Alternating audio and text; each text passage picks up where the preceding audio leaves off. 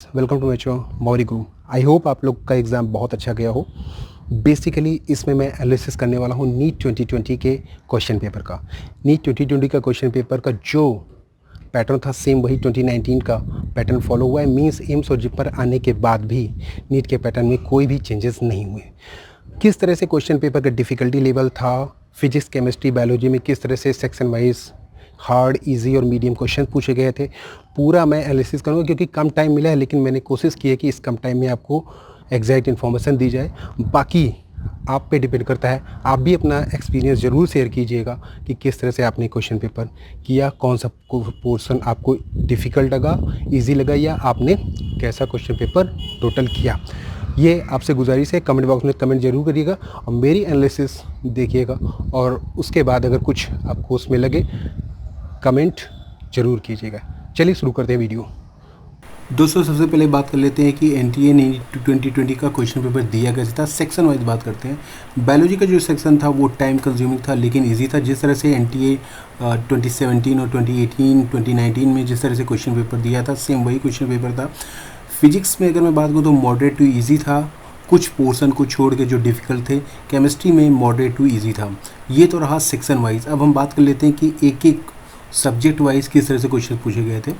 अगर मैं फिजिक्स की बात करूँ तो इजी जो क्वेश्चन पूछे गए थे वो 18 to 20 क्वेश्चन पूछे गए थे। मीडियम 20 to 22 क्वेश्चन पूछे गए थे। डिफ़िकल्ट 4 to 5 क्वेश्चन पूछे गए थे। जहाँ तक एनसीईआरटी की बुक से कितने कुछ क्वेश्चन आए थे वो अगर मैं बात करूँ तो एनसीईआरटी 11 से 22 क्वेश्चन और 12 से 23 क्वेश्चन लगभग अप्रॉक्स इतने आए थे। जो ज़्यादा क्वेश्चन पूछे गए थे ज़्यादा मैकेनिक्स से पूछे गए थे, फिर उससे बाद इलेक्ट्रोडायनेमिक्स से, ऑप्टिक्स से, फिर मॉडर्न फिजिक्स से, हीट से और एसएचएम से सबसे कम क्वेश्चन पूछे गए थे। अगर मैं बात करूँ टोटल और एनालिसिस की फिजिक्स की तो फॉर्मूला बेस्ड क्वेश्चंस काफ़ी आए थे। लेंदी कैलकुलेशन की वजह से कुछ क्वेश्चन बहुत ज़्यादा डिफ़िकल्ट हो गए थे। बैलेंस पूरा क्वेश्चन पेपर था, पूरा जितनी भी यूनिट्स होती हैं लगभग सभी यूनिट्स कवर थी। अगर मैं डिफ़िकल्ट पोर्शन की बात करूँ जो पूछा गया था वो मॉडर्न फिजिक्स और इलेक्ट्रोडायनेमिक्स से पूछा गया था। अगर मैं बात करूँ केमिस्ट्री की दोस्तों तो केमिस्ट्री में जो इजी क्वेश्चन थे वो 24 to 25 क्वेश्चंस लगभग थे। मीडियम की बात करूँ तो 13 से 14 क्वेश्चंस और डिफ़िकल्ट से 6 to 7 क्वेश्चंस पूछे गए थे। अगर मैं बात करूँ ऑर्गेनिक से तो ऑर्गेनिक से 12 से 13 क्वेश्चंस, इनऑर्गेनिक से 15 to 16 क्वेश्चंस और फिजिकल से 14 to 15 क्वेश्चंस पूछे गए थे। अगर मैं फिजिकल केमिस्ट्री की बात करूँ तो वो पोर्शन काफ़ी हार्ड आया था इसमें केमिस्ट्री के पोर्शन में। और इनऑर्गेनिक और P block coordination compound section से भी क्वेश्चंस पूछे गए थे।